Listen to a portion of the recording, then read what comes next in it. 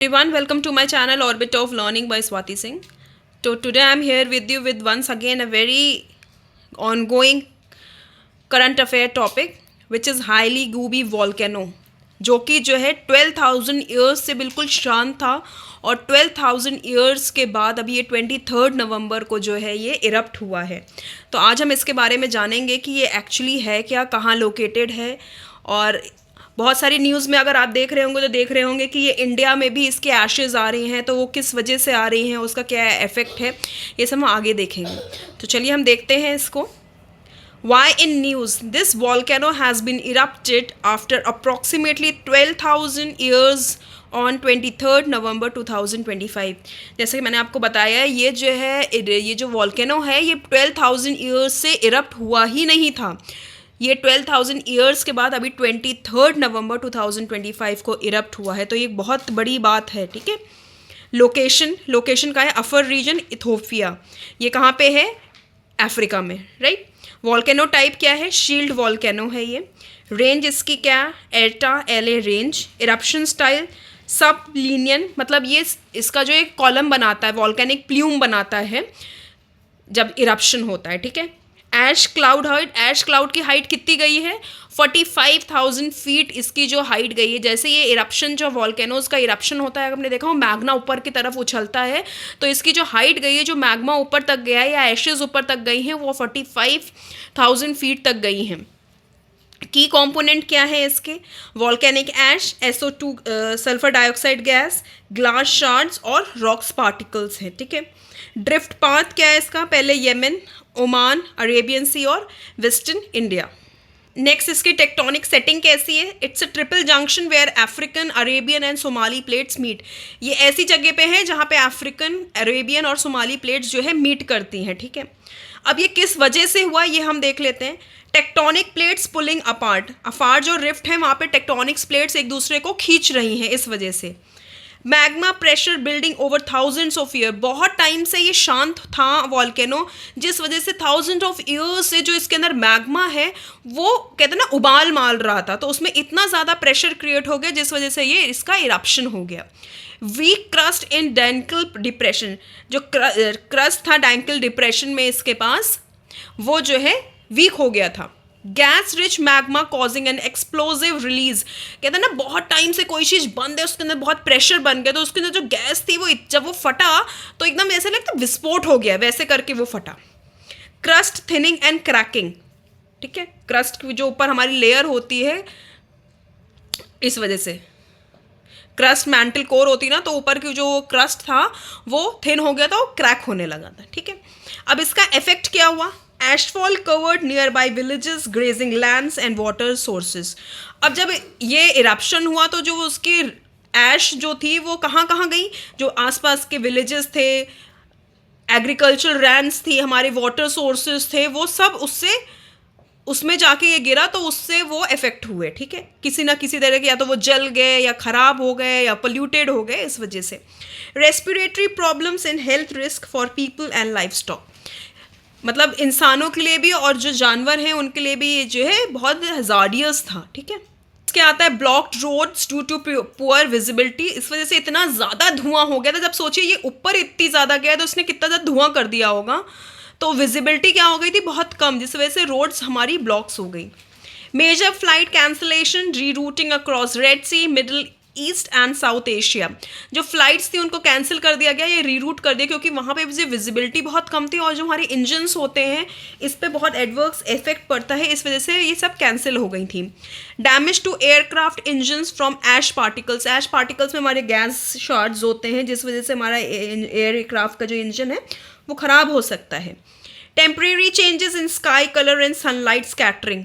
कुछ टाइम के लिए जो स्काई का कलर है वो चेंज हो गया था, सनलाइट स्कैटर नहीं कर पा रही थी. ठीक है.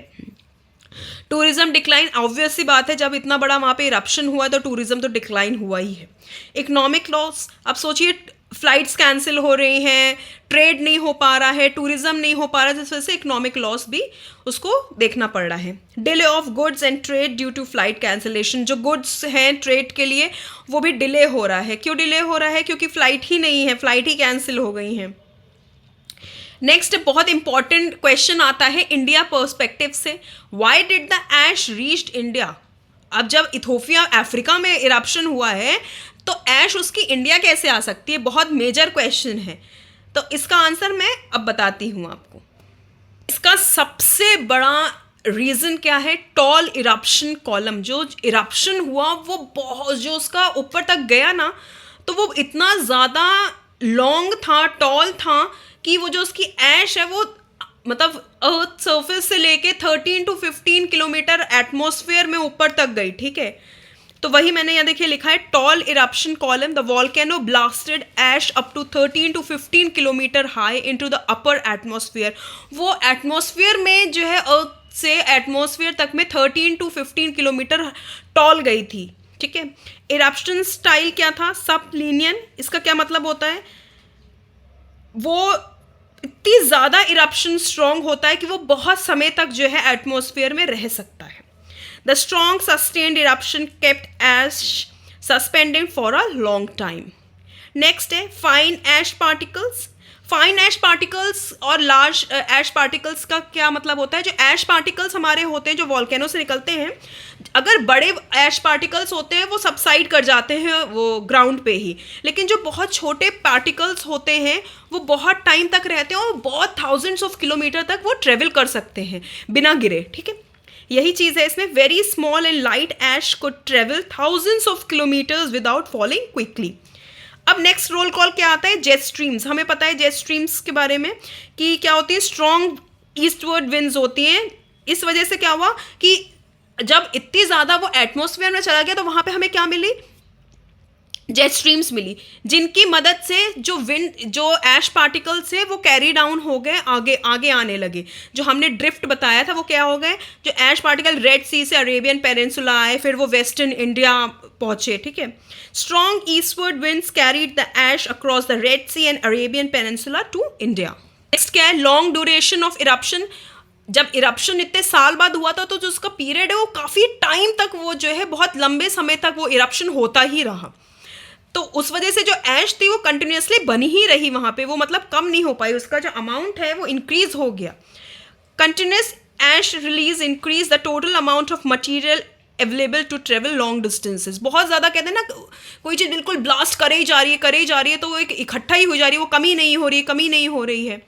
तो जिस वजह से बहुत ज़्यादा जो ऐश का जो वो है वो एटमॉस्फेयर में जो है इकट्ठा होता गया, तो वो ट्रेवल करने के लिए भी बहुत ज़्यादा चीज़ें हो गई। Minimal rainfall allowed ash to stay suspended. वहाँ पे ऐसा कुछ बारिश का तो है नहीं कि बहुत मिनिमल रेनफॉल है ट्रेवल करने के लिए, जो कहीं पे भी ऐसा नहीं था कि बहुत हैवी रेनफॉल है कि वो सबसाइड कर जाएंगे। Being in the east African rift it help the eruption inject material high in a fall long distance transport. East African drift था तो इस वजह से इरप्शन जो है बहुत ज़्यादा ही था, जिस वजह से वो लॉन्ग डिस्टेंस उसने ट्रेवल कर लिया, इस वजह से वो इंडिया में भी इफेक्ट दिखाई दिया उसका।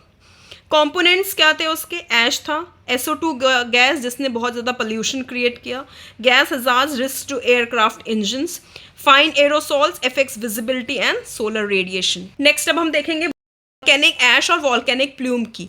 तो tiny solid particles of rocks, minerals and glass. इसमें क्या होता है, सॉलिड पार्टिकल्स किस किस के होते हैं, रॉक्स, मिनरल्स और ग्लासेस के। और इसमें क्या होता है वॉल्केनिक प्लूम में, the whole column of gas, steam and ash rising from a volcano. जिससे आप ये देख सकते हैं, ये देखिए इस वे में, ये देखिए इस वे में होता है, आते हैं हम वैसे ही देखिए इस वे में रहता है। वॉल्केनिक ऐश क्या होती है, बहुत स्मॉल, लेस देन 2 मिलीमीटर। ठीक है, और इसके क्या होते हैं, इसके fine ash to large particles भी हो सकते हैं, कैन ट्रेवल लॉन्ग डिस्टेंसेस। ठीक है, वॉल्केनिक ऐश में हमेशा सॉलिड पार्टिकल्स होता है, लेकिन वॉल्केनिक प्लूम में गैसेस भी होती हैं, सॉलिड्स भी होते हैं और वेपर्स भी रहते हैं। ठीक है, वॉल्केनिक ऐश क्या होती है, settles on the ground, can travel long distances depending on the wind.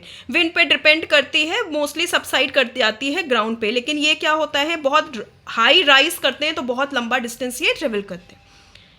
Solid dust from an eruption, solid dust निकलती है इरप्शन में, और इसमें क्या होता है, the smoke column carrying ash gas and aerosols into the sky. Sky में ये जो है इस वजह से जो है ऐश गैसेस, एरोसॉल्स जो है एटमॉस्फेयर में बढ़ जाते हैं। नेक्स्ट अब हम कुछ देख लेते हैं इथोपिया के बारे में। सबसे पहले हम देखेंगे इथोपिया के नेबरिंग कंट्रीज़ कौन कौन सी हैं। तो देखिए, ईस्ट में है सोमाली, ठीक है, नॉर्थ में है एरिट्रिया, साउथ में है केनिया और वेस्ट में है साउथ सूडान, ठीक है। अब क्या है, नॉर्थ ईस्ट में क्या है, डिजिबूटी, और नॉर्थ ईस्ट में क्या है, सूडान।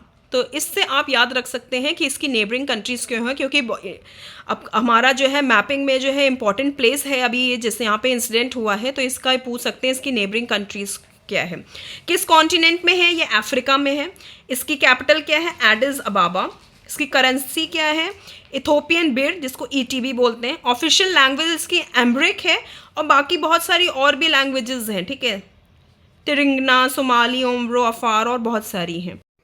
ये देखिए, जैसे मैंने आपको बताया हुआ था उसमें, इसमें मैंने आपको मैप के थ्रू दिखाने की कोशिश करी है। देखिए, साउथ में है केनिया, नॉर्थ में एरिट्रिया, नॉर्थ वेस्ट में सूडान, और हमारा वेस्ट में साउथ सूडान, और इधर हमारा डिजिबूटी है नॉर्थ ईस्ट में।